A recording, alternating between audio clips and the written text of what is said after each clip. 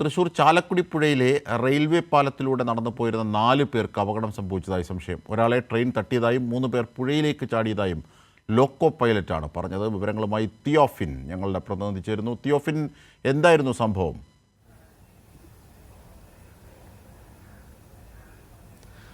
അജിംഷാദ് ഇന്ന് പുലർച്ചെ 1 മണിയോടുകൂടിയാണ് ഇത്തരത്തിലൊരു സംഭവം ഉണ്ടായതായി പറയുന്നത്. ചാലക്കുടി പുഴയ്ക്ക് കുറുകെയുള്ള ചാലക്കുടി റെയിൽവേ മേൽപ്പാലം, ഈ റെയിൽവേ മേൽപ്പാലത്തിൽ നിന്ന് 1 മണിയോടുകൂടി Chennai Thiruvananthapuram superfast express train വരുമ്പോൾ ഈ ട്രെയിനിന് മുന്നിലൂടെ ഈ പാലത്തിൽ കൂടി 4 പേര് നടന്നു പോകുന്നു.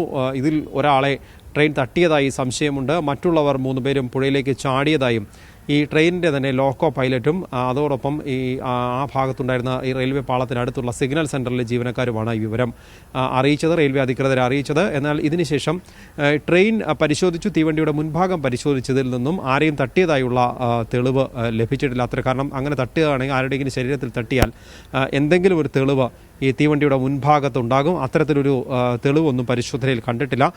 അതിനുശേഷം ഫയർഫോഴ്സും പോലീസും ചേർന്ന ഈ പുഴയിൽ പരിശോധന നടത്തി. ആരെയും കണ്ടെത്താൻ ഇതുവരെ കഴിഞ്ഞിട്ടില്ല. ഇതൊരു നേതൃത്വത്തിൽ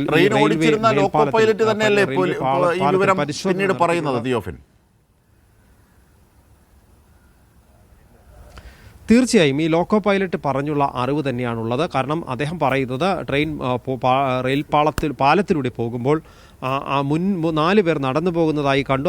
ഒരാളെ ട്രെയിൻ തട്ടിയതായി സംശയമുണ്ട്. മറ്റുള്ളവർ ഈ പാളത്തിൽ നിന്നും പുഴയിലേക്ക് ചാടി എന്നുമാണ് പറയുന്നത്. ഈ പറഞ്ഞ അറിവാണ്. ഇതിൻ്റെ അടിസ്ഥാനത്തിലാണ് പരിശോധന നടത്തിയത്.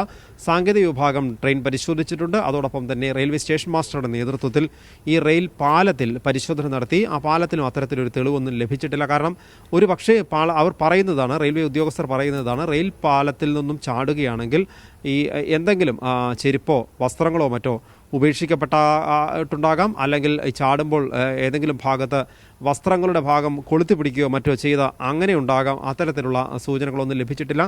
ഈ പുഴയിൽ ഫയർഫോഴ്സും പോലീസും ചേർന്ന് നടത്തിയ പരിശോധനയിൽ ആരെയും കണ്ടെത്താനും ഇതുവരെ കഴിഞ്ഞിട്ടില്ല. അതുകൊണ്ട് തന്നെയാണ് ഇതൊരു സ്ഥിരീകരിക്കാത്ത വിവരമായി ഇപ്പോഴും ബാക്കിയുണ്ട്. എന്നാൽ ലോക്കോ പൈലറ്റിൻ്റെ അദ്ദേഹം പറയുന്ന വിവരം അനുസരിച്ചാണെങ്കിൽ ഈ ട്രെയിൻ കടന്നു പോകുന്ന 1 മണി സമയത്ത് 1 മണിയോടുകൂടിയാണ് സംഭവം ഉണ്ടാകുന്നത്. പുലർച്ചെ ആ സമയത്ത് 4 പേർ റെയിൽ പാളത്തിലൂടെ പുഴ മുറിച്ചു കടക്കുന്നു. നടന്നു പോകുന്ന സമയത്ത് പെട്ടെന്ന് ട്രെയിൻ വരുന്നത് കണ്ട് ട്രെയിൻ തട്ടിയതായുള്ള സംശയമാണ് ലോക്കോ പൈലറ്റ് പങ്കുവയ്ക്കുന്നത്. എന്നാൽ മറ്റുള്ളവർ ചാടിയതായും പറയുന്നു. എന്തായാലും എന്തെങ്കിലും ഒരു തെളിവ് ലഭിച്ചാൽ മാത്രമേ ഇക്കാര്യത്തിലൊരു സ്ഥിരീകരണം നമുക്ക് ലഭിക്കാനുള്ളൂ. പരിശോധനയിൽ ഇതുമായി ബന്ധപ്പെട്ട സൂചനകളൊന്നും ലഭ്യമായിട്ടില്ല. ശരി, തിയോഫിനാണ് വിവരങ്ങൾ, വിശദാംശങ്ങൾ നൽകിയത്.